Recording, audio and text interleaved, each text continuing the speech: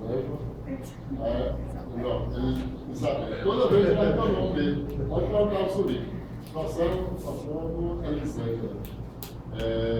Mas Isabel. Agradecer a presença do Dr. Marcos Lima, como parte da formadora, ao Dr. Mestre, professor Padilha, também participando da formadora. E com vocês, nós temos a nossa aluna, que vai apresentar um trabalho sobre levantamentos e caracterização de plantas medicinais nos biomas brasileiros para fins terapêuticos anti-câncer. Com vocês, Saraline Miseiro França. Boa tarde a todos. Primeiramente, quero agradecer à apresentadora, ao Dr. Marcos Antônio Zuriga, ao Dr. Mestre Alexandre Padilha, promovente, à professora Isabela e aos demais que estão presentes. Meu nome é Saraline, sou aluna graduanda de licenciatura em Química e o tema que eu irei abordar para vocês é levantamentos e caracterização de plantas medicinais nos biomas brasileiros para fins terapêuticos anti-câncer.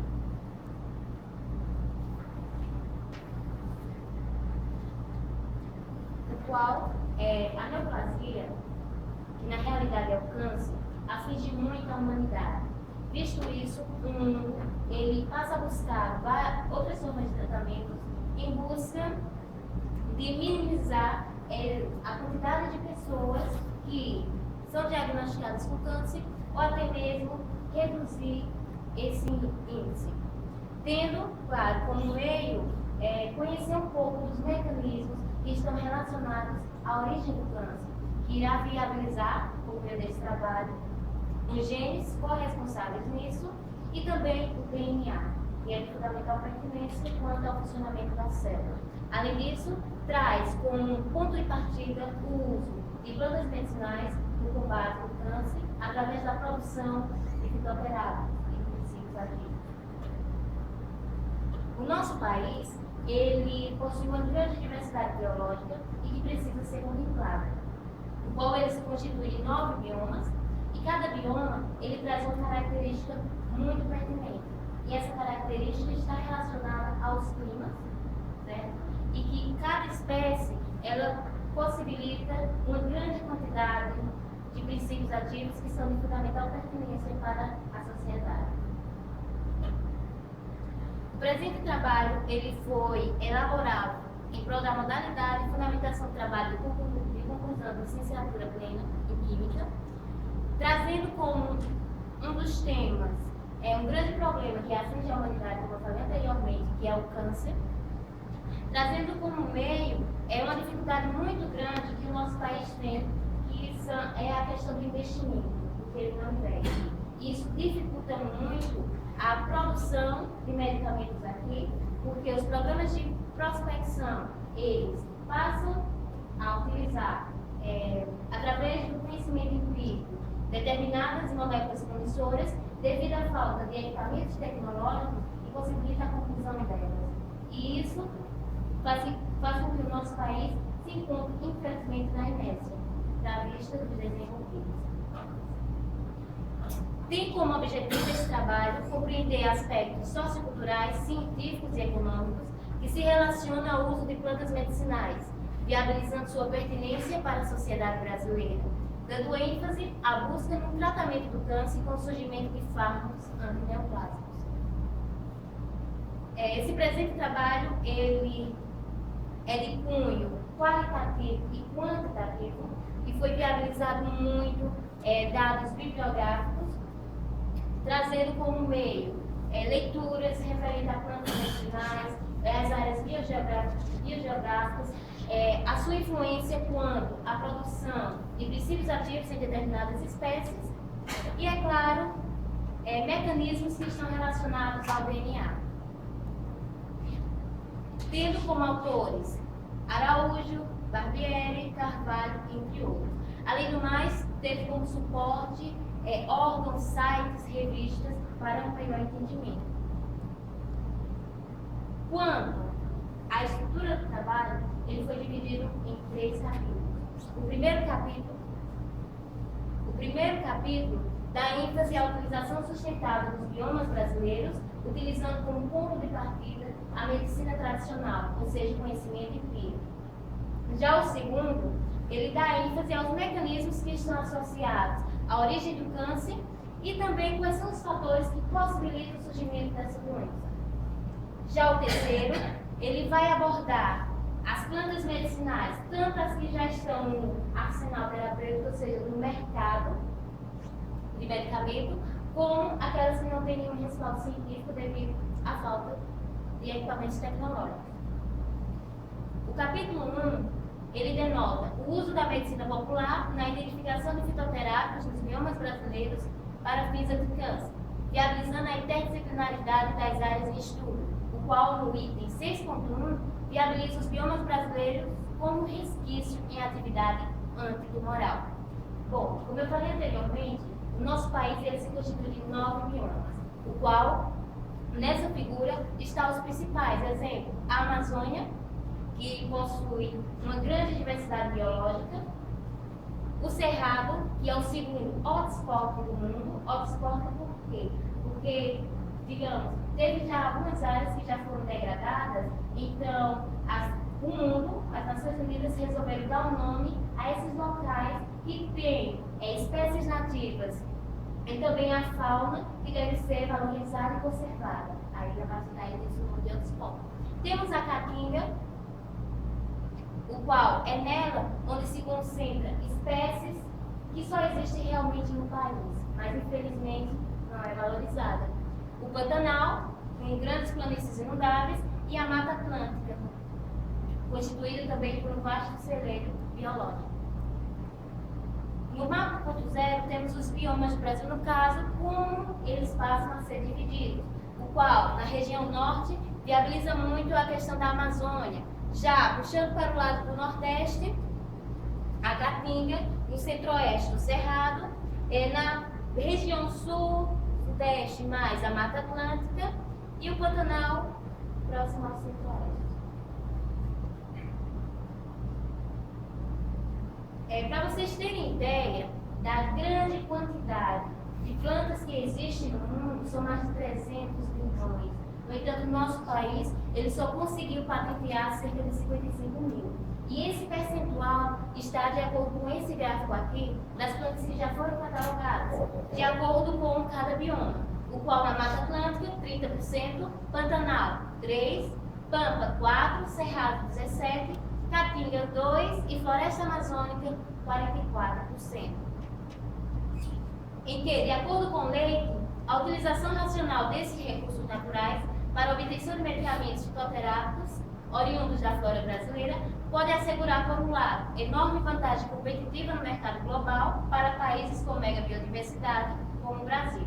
Por outro lado, pode também proporcionar grande benefício para a saúde com o oferecimento de fármacos seguros e eficazes. Então, é a partir daí que pode-se ter, pode expandir a economia do nosso país através da produção de medicamentos e, por meio disso, ele não ficar à mercê dos desenvolvidos, pois o câncer, já que aflige muito, inclusive o nosso país, o que acontece? O nosso país, ele gasta mais de 60 milhões de dólares por mês atrás desses antineoplásicos, pois a quimioterapia utiliza muito de produtos que são derivados de plantas medicinais.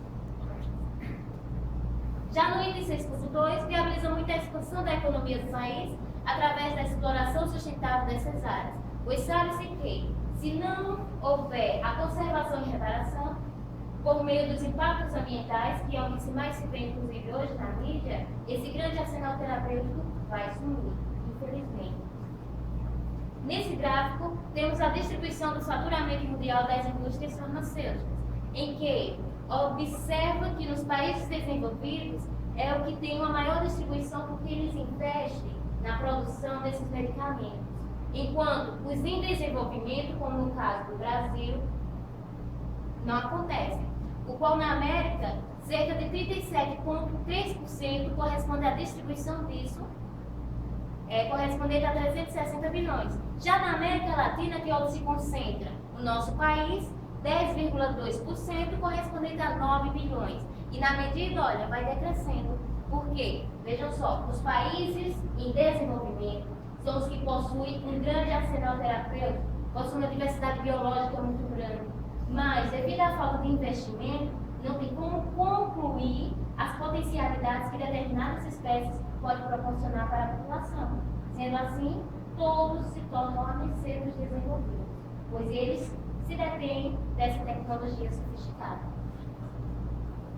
No 6.3, há o uso do programa de prospecção em prol do desenvolvimento de moléculas promissoras anti-câncer. Inclusive porque, em 2006, devido ao aumento quanto à questão dos impactos ambientais, os legisladores eles resolveram fazer a Política Nacional de Plantas Medicinais. Isso foi aprovado em 2006 e viabiliza muito a questão da reparação e da conservação dessas espécies nativas. Em qual temos o programa de prospecção anti-câncer em vários lugares do nosso país, entre eles no Ceará. E esse programa ele está acoplado a algumas indústrias farmacêuticas e também à Universidade Federal do Ceará. E lá eles conseguiram isolar 2 princípios ativos, que foi a biflarquina, derivado da Piper tuberculata, e também a biflorina. Mas o que é que acontece? Devido à falta dos testes clínicos, que são os finais, não teve como concluir a potencialidade dessas moléculas. No capítulo 2, já vai viabilizar a origem do câncer e o uso de plantas medicinais como forma de tratamento no combate ao câncer. Em que, para se formar o câncer, nada mais é do que uma proliferação descontrolada dessas células, em que existe o tumor benigno e o tumor maligno. O tumor maligno ele é caracterizado como câncer. Mas o que é que acontece? De acordo com o Instituto Nacional do Câncer, José Alencar Gomes da Silva, no caso o INCA, isso em 2015, eles viabilizaram que há uma interação muito grande com várias células de diferentes performances. E através dessa interação, promove essa grande massa tumoral, sendo o câncer caracterizado como polipulmonal. E pode surgir vários fatores que o indivíduo ele pode ter, não só através dos fatores hereditários, não, muito pelo contrário, mas também pelos fatores ambientais adquiridos, seja através de substâncias químicas, de radiação ou de vírus. E através disso, como mostra esse mapa 2, vai haver mutações no genoma de células somáticas, inclusive porque para que haja o funcionamento da célula, utiliza-se de 3 genes primordiais. O primeiro são os protocólicos, em que eles vão regular o crescimento da célula. O segundo são os supressores tumorais, em que eles vão impedir que o tumor se forme em uma determinada localidade. E o terceiro são genes que promovem a apoptose, ou seja, a morte celular da célula. O que acontece? Os protocólicos, muitas vezes, devido ao DNA estar alterado, esses genes passam a se configurar em uma proteína que a gente chama de oncógenos. E é essa proteína que vai fazer com que a célula comece a se proliferar, não obedecendo mais o DNA. Por meio disso, vai promover alterações nos genes que regulam a apoptose e também a inativação de genes supressores de tumor. Através disso, vai formar uma parte heterogênea que a gente chama que é o neoplasma maligno ou câncer. 7.2, os fatores que estão relacionados, inclusive ao expressa magnitude em caso diagnosticado com câncer, sendo viável de produtos naturais. Para vocês terem ideia, em 2012, obteve 14 milhões de casos diagnosticados com câncer, o qual 8,2 milhões de mortes.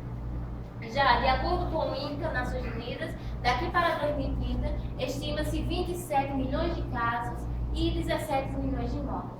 Isso no mundo. Então, é um percentual muito grande. Por isso que os países eles precisam se conscientizar e arrumar outras formas de tratamento e conscientizar a própria população. Pois não são os fatores só hereditários que podem influenciar no surgimento do câncer. Visto que o câncer ele não escolhe gênero, não escolhe classe social, nada, ele simplesmente se camufla, passa a ficar de certa forma escondido e vai se desenvolvendo violentamente. No gráfico 3 observa o número de casos diagnosticados com câncer no Brasil, isso em 2014, o qual existem mais de 100 tipos de câncer, só que essa é a, digamos, é a previsão não, foi os casos de câncer mais vistos aqui em nosso país, em que em primeiro lugar se concentra a próstata, chegando a quase 70 mil casos, no caso dos homens. Em segundo, fica a mama feminina, chegando a quase 60 mil no caso das mulheres. Colo e reto está emparelhado, entre outros fatores. Por isso que, em outubro, normalmente eles passam a conscientizar as mulheres para que elas façam exames para saber se realmente estão com câncer, inclusive aquelas com mais de 40 anos. Por quê? Porque aquelas pessoas que são mais idosas de certa forma, né, mais velhas, o que acontece?